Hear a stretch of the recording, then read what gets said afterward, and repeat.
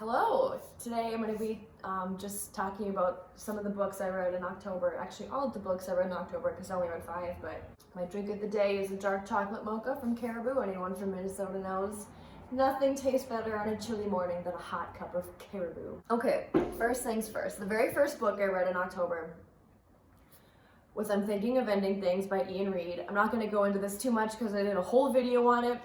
But basically, I read this book in one sitting right here on this couch at I think I started at 11 p.m., which was dumb. I don't know why I did that because I had class the next morning. And then I finished it at 1 a.m.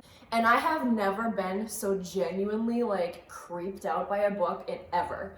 If you want a book that'll give you the heebie-jeebies, oh, this one was a really good one. I gave it 5 stars on Goodreads. Me and my sister watched the movie together, and neither of us were big fans of the movie. It's a Netflix movie. The acting was great, but I mean, if you want to know, it was honestly just boring. Anyway, I'm Thinking of Ending Things. So spooky and so good. The next one that I read, I do not have on me because my mom let me borrow it and I gave it back to her a couple weeks ago, but it was called It's Always the Husband, and that was by a woman named Michelle Campbell. I gave this a 2 out of 5 on Goodreads. It wasn't bad. When you've read as many thrillers and murder mysteries as I have, it takes a lot to kind of knock your socks off, and this book was just nothing new, nothing original. It was kind of predictable. I mean, the title says it all, so I wouldn't really recommend. It was okay. I mean, if you haven't read a ton of thrillers, you would like it, but me personally, I've read a ton, so this one was just kind of And then this next one I've had on my list of wanting to read for a very long time, and I finally got around to it, and that is Pretty Girls by Karen Slaughter. Oh boy. So I listen to the podcast My Favorite Murder, and I get a lot of my book recommendations. What is my cat doing? I get a lot of book recommendations from Georgia Hardstark, who is one of the hosts, and she recommended this book, and then also Noelle Gallagher, who's a book YouTuber, recommended this book. Horace. Anyway, and then also Kat, I don't know her last name, Paperback Dreams, also a book YouTuber, recommended this, and here's what I have to say about this book. I think I gave it 3 out of 5 stars. My cat is literally on crack. I finally got around to reading this. It is about 2 sisters, and when they were younger, their 3rd sister was murdered, and because of that, they have been estranged and they haven't talked in decades, and they come back together when one of the sisters' husbands is murdered in a freak incident. That kind of brings up a lot of stuff. Here's the thing. This whole book is a trigger warning. There are very graphic scenes of rape, which I did not enjoy at all. I mean, I don't think they added anything to the book. You know what I mean? Here's the thing, I love true crime. I watch true crime documentaries all the time. I listen to true crime podcasts. I read a lot of crazy, weird, scary books, but this was too much for me, and that is saying something. Gory, gross, and there's kind of a bunch of plot holes at the end. It didn't wrap up nicely, so by the end, I just felt like I needed to take a shower. It was well written, it was okay, it was gross. It's nasty and very violent, and that's all I have to say about that. Next book I read, The Exorcist by William Peter Blatty. I've seen this movie multiple times, and I didn't know it was based off a book, and it is. And the book is, I was hoping it would be really scary, and it really wasn't, because the whole time basically is this poor mother, and her daughter is possessed, and everyone is telling her she's not possessed, she's just mentally ill. And she even goes to a bunch of priests, and the main character, the main priest in this book is also a psychiatrist, and he's she's not possessed, she's mentally ill.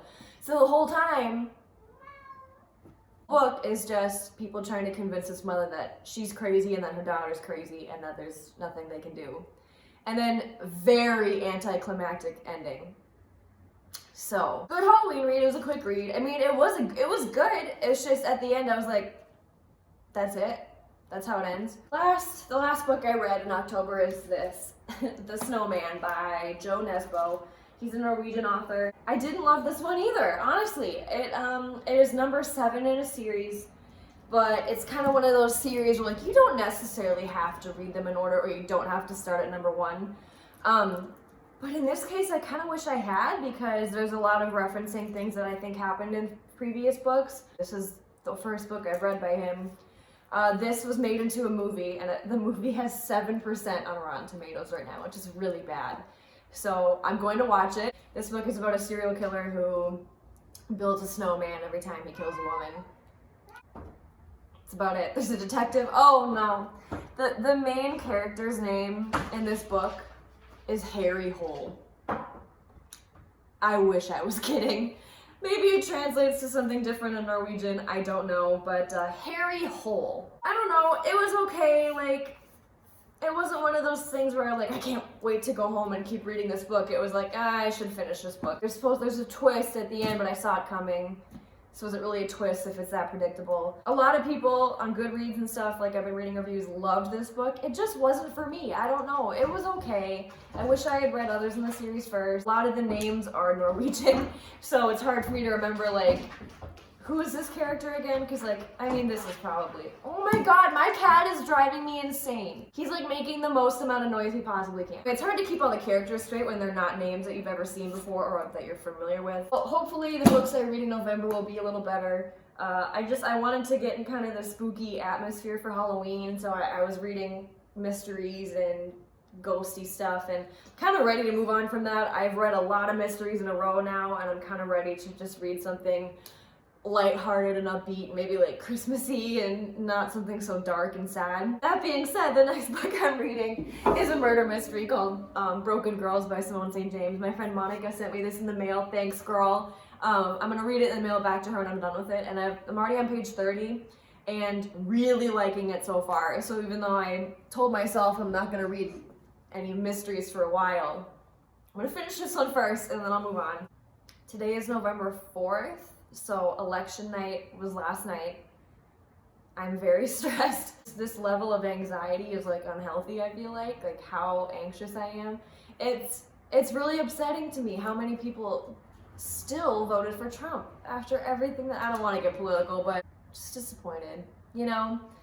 But anyway, like me and Alex have multiple gay friends who are engaged, and they are legitimately worried that if Trump is reelected, they won't be able to get married. Like, how sad is that? And like me as a woman, I'm a little scared that rights that I've been guaranteed since the 70s are going to get taken away. Like, there's never been so much at stake for me personally than there is right now, and I'm just really anxious. And it sucks that, I mean, I voted, me and Alex both voted weeks ago. There's nothing we can do at this point except wait. It's really hard when you see people you know and you love that are scared too, and we're all in this shit show together. So all I can do is read, watch some Netflix, try to not think about it, and when the results come in, they come in, and hopefully it's a good thing. But what's the saying? Hoping for the best,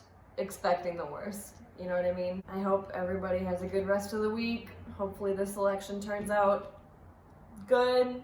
And if not, I'll just be crying in a heap on my couch for the next 4 years. So hope everyone has a good day. Goodbye.